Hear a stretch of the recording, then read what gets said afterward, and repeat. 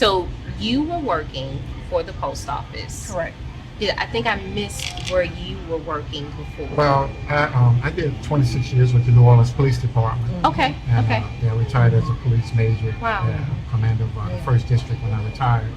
And when this opportunity came along, they asked me if I wanted to, still work and do the training part-time. I said no. I said, look, if I'm going to do this, I'm trusting God for it. I'm going full-time, all the way in.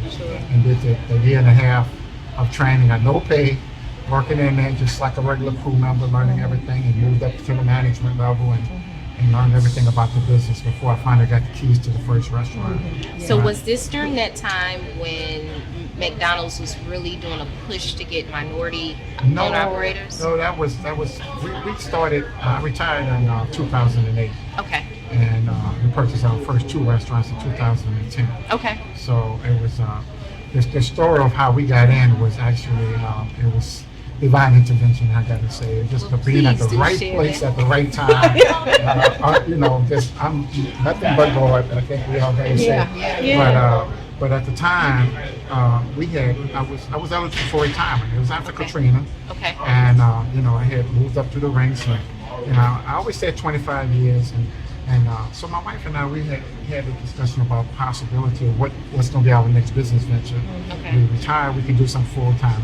I always thought about maybe a coffee shop, Okay. maybe a little smoothie shop or something like that. Sure. I said, hey, God's leading me to do something big. If we're gonna trust Him, let's trust Him. And we started looking at options, and we saw that one of the best franchise models out there was McDonald's. Yeah. So just we went on ahead and applied online, found out that we meet all the prerequisites. Wow. And why not McDonald's? If we're gonna Yeah. go for it, go big for it. Not being known to us at the time, 8,000 people apply a year at that time to be a McDonald's owned operator. Had no idea. Wow. But it was at a Essence Festival event. Okay. That morning I was getting dressed, and my wife said, "Hey, we never heard anything from McDonald's." Because that was a year later or so, and we just like, I said, "You know what, babe?"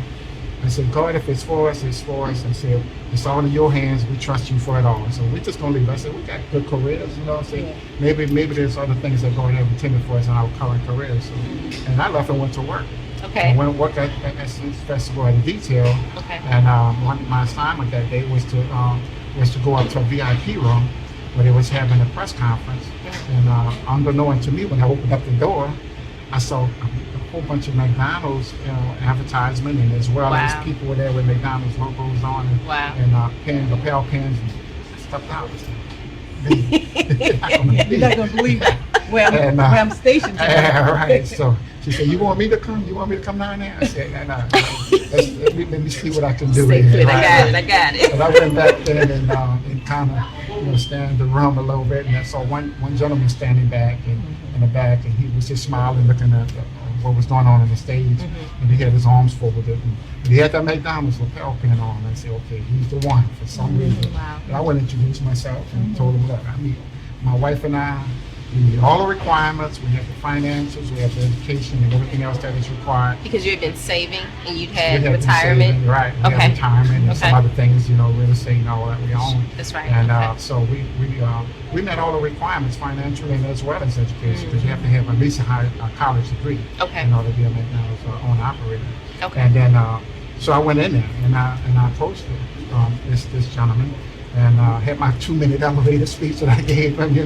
And You already had it prepared. This just whatever came. came to my heart. And I went and approached this gentleman and I told him my 2-minute elevator speech. And we looked each other in the eyes and he said, "You serious?"